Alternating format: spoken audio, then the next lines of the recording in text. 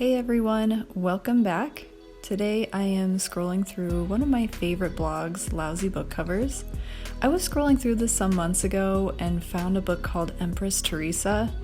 If you haven't heard about it, I'll paste a link below for an entire video breakdown that someone did. It's really good, it's really funny.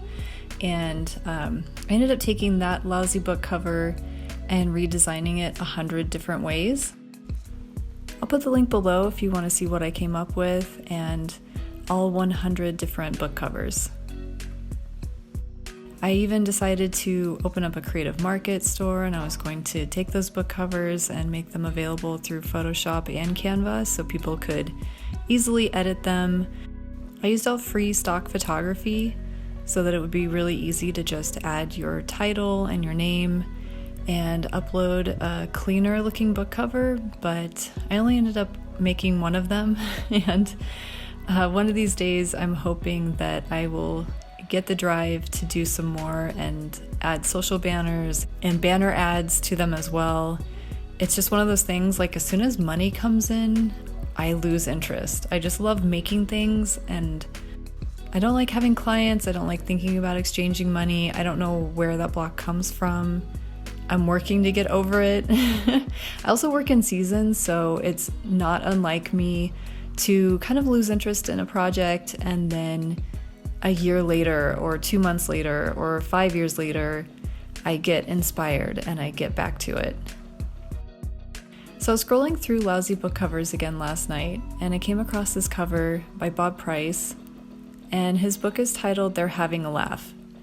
And I found it to be really confusing. Like, I couldn't tell it was a book cover at first. I couldn't quite tell what it was. And I thought maybe that would be the perfect candidate for another ebook cover redesign. And that way I can share my design process with you guys. So I clicked on the link so I could see the book on its Amazon page and read the description. And I noticed that it was by a British author who had worked as a policeman for years. And it was a political satire book. So I was thinking of those kind of things, like British, politics, and funny. I just want to put in the disclaimer that I create these books for fun. It's just concept work. I love using the site Pexels to find all my free stock photography. They're not associated with me in any way. They don't even know I exist. I just really enjoy their website and their stock photos. And when I was on there, I really was having a hard time finding cool photos with British flags. So I opted for using an American flag. There were just way better options.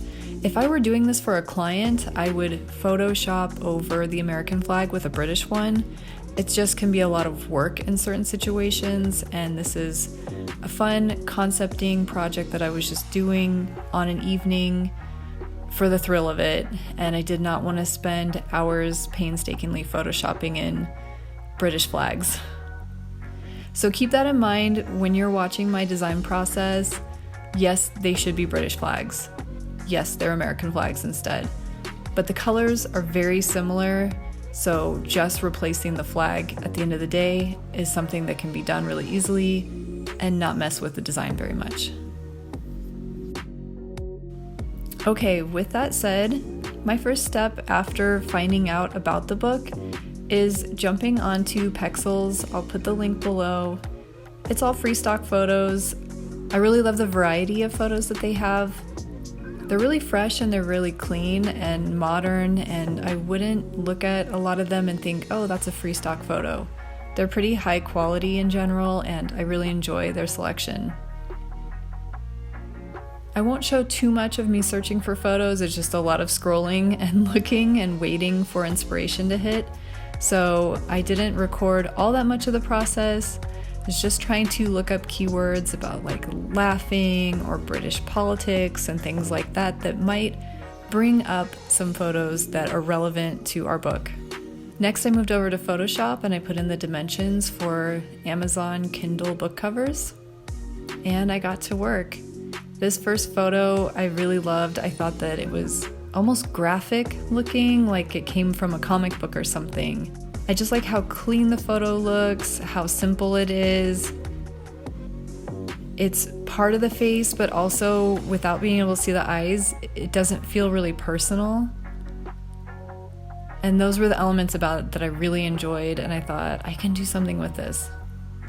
With adding typography, I've learned that you just have to keep looking and looking and looking for what feels right. And same with design in general. Like, I'll have a general idea in mind of what I want it to end up looking like, and I have to just keep pushing forward. If things don't feel right, if the photo doesn't feel right, is there a way I can turn it or flip it to make it work? If the type doesn't feel right, what feels wrong about it? Does it need to be larger? Does it need to be smaller? Does it need to be a wider type or a shorter type? I just have to figure those things out as I go, and hopefully reach a point where I've created something that looks good. Years ago, Spotify started this trend, and it's probably not trendy anymore, but I still find it to be really useful here and there, where you're replacing the colors in the photo with just 2 colors, so it's a 2-tone effect. To me, it just adds to the photo, making it more graphic. I also like that it makes the background more simple, and it's easier to throw type on and feel less busy, even if you have a lot going on.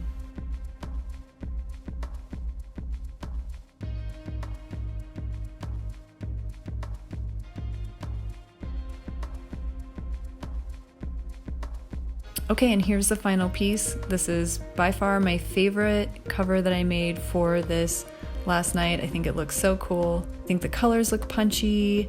I love how handwritten the type looks, both typefaces, and I think they work together really well. You can really see Bob's name well. It really pops with that bright blue. And I had a lot of fun making this. It's so funny because in design school they say, like, your first idea is often your worst, just keep going. And I don't always experience that. I have a lot of times where I feel like my first idea was the best idea that I got. And I don't know why, but I continue to see that. It's not all the time, that's for sure. There are so many times where that isn't true, like the next ebook cover.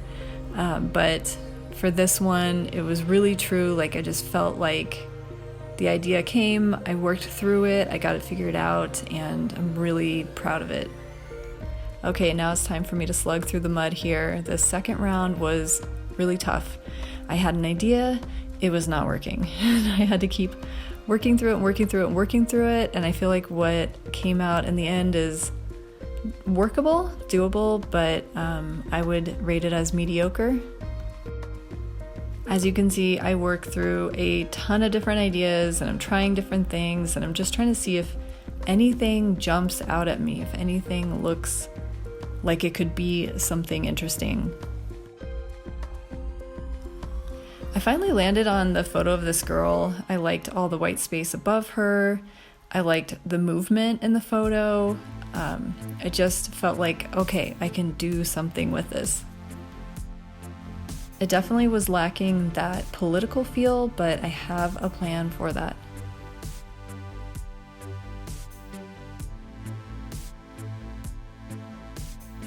So I remember those little American flags on sticks, and I really liked those, and I thought, what if a bunch were coming up out of the bottom? So I thought that would help tie together the political theme.